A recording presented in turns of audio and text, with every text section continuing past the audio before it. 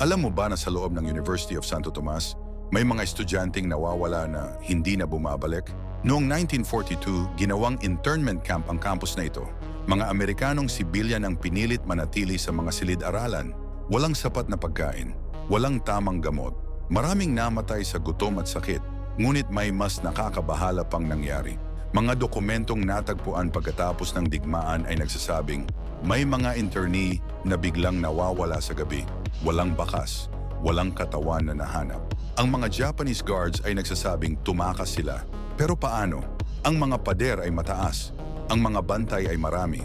Ngayon, mga estudyante ay nagsasabi ng kakaibang mga bagay. May mga silid na biglang lumilamig. May mga yapak sa mga hagdanan kahit walang tao. May mga boses sa madaling araw. Ang campus records ay may mga pahina na nawawala. Mga listahan ng mga internee na may mga pangalang nabura. Hanggang ngayon, walang nakakaalam kung ano talaga ang nangyari sa mga taong yon o kung nasaan sila.